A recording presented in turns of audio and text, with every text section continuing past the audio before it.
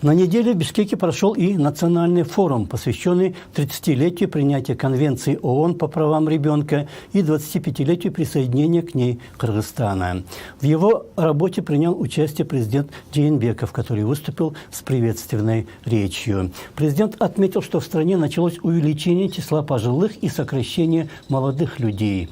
С правами ребенка непосредственно связано и принятие закона о защите здоровья граждан от последствий потребления табака и воздействия окружающего табачного дыма или аэрозоля, который находится в стадии обсуждения уже более года.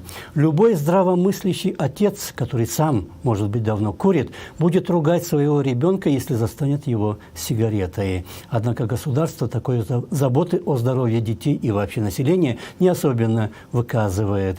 Против законопроекта выступают главным образом представители бизнеса, которые говорят, что из-за него выпадения из бюджета могут превысить 2,5 миллиарда сомов. Однако то, что экономические траты государства и населения, связанные с сердечно-сосудистыми заболеваниями, обусловленными потреблением табака, составляют более 10 миллиардов сомов в год, то есть в 4 раза больше. Это их совершенно не волнует. В ход идет даже откровенная ложь. Например, некоторые заявляют, что в законопроекте предлагается легализовать насвай. Ничего подобного в нем нет. Другие говорят, что документ противоречит международному законодательству, что тоже является ложью. Как бы то ни было, путем подобных манипуляций рассмотрение законопроекта оставлено на осень. А тем временем в Кыргызстане до 6 тысяч человек ежегодно умирает из-за болезней, вызванных потреблением табака. 22% смертей среди мужчин и 5% среди женщин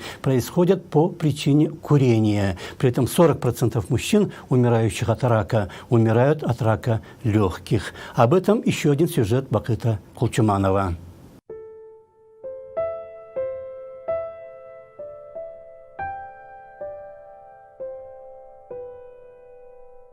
Нурхаджа, курильщик с многолетним стажем, бросить вредную привычку никак не может, хотя пытался сделать это много раз. Не помогло и повышение цен на сигареты до 80 сомов за пачку. Пагубная привычка заставила мужчину перейти на более дешевые марки, которые стоят по 70 сомов.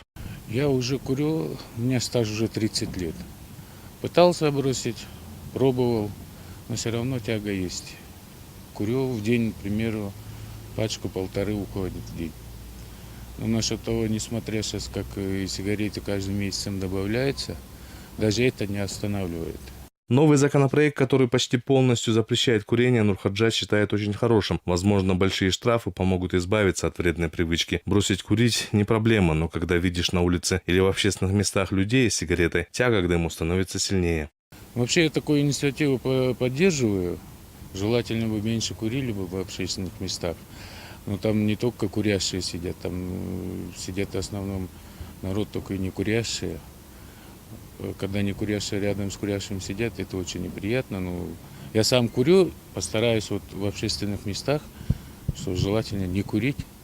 Проведенный в стране опрос показал, что более 85% взрослых людей трудоспособного возраста одобряют полный запрет на курение в общественных местах, говорится в справке об основании к законопроекту. Группа депутатов предложила полностью запретить курение во всех зданиях, кроме жилых домов. Проект закона о защите здоровья граждан Кыргызстана от последствий потребления табака и воздействия окружающего табачного дыма уже поступил на рассмотрение парламента. Его инициировали депутаты Алмаз Токтуров, Айнуру Алтыбаева, Асылбек Жээнбеков, Нурбек Алимбеков, Табылды Тилаев, Жиргалбек Турускулов, Дүйшөн Турокулов, Канатбек Керезбеков, Аида Исмаилова, Карамат Урозова, Айнура Усмонова и Махаббат Мавлянова. Авторы документа отмечают, что потребление табака является одной из главных причин смертности и инвалидности. Только экономические затраты, связанные с лечением сердечно-сосудистых заболеваний, возникающих из-за табакокурения, превышают 10 миллиардов сомов в год. Курение будет запрещено во всех общественных и на рабочих местах, включая транспорт и точки общепита.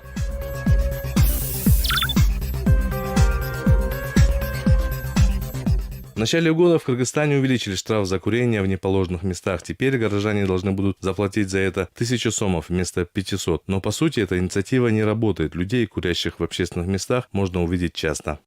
Повышение акцизных налогов на табак – самая эффективная мера в борьбе с курением. Увеличение налога на табак сокращает на треть потребление табака, снижает доступность для детей, не достигших совершеннолетия. Подобный результат последует при реальном повышении налога на табак. При повышении налогов на табак на 10% уровень потребления табака снижается до 8% в странах со средним и низким уровнем дохода.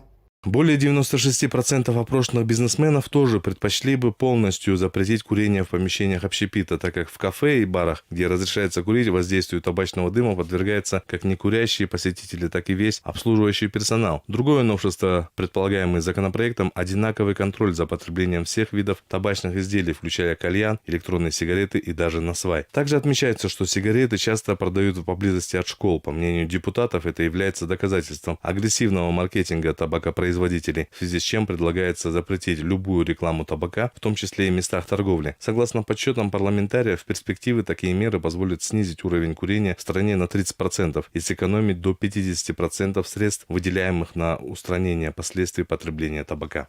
Согласно справке об основании, 85% опрошенных граждан поддерживают этот закон. Нужно поддержать этот закон. Кроме того, нужно продумать все механизмы его исполнения, кто будет контролировать и кто будет штрафовать. Впрочем, инициативы не все рады. Для некоторых бизнес оказывается важнее здоровья людей. Представители бизнеса еще на этапе общественных обсуждений говорили, что закон сырой содержит коррупционные нормы, и его нужно доработать. Такого же мнения придерживается президент Ассоциации рынков Сергей Пономарев. В понедельник было заседание Комитета по социальной политике, где рассматривался этот вопрос. От бизнеса пригласили только представителя торгово-промышленной палаты, но высказать позицию не дали. И все происходило примерно в то же время, когда президент проводил заседание Комитета по промышленности и предпринимательству, личным примером показывая, как надо вести диалог. Однако большинство жителей страны поддерживают инициативу депутатов. В стране нет фабрик по производству табачных изделий, и запрет не должен ущемить права отечественных производителей. Бахыл Кульчуманов, Урмат Замирбек Улу. Главные итоги.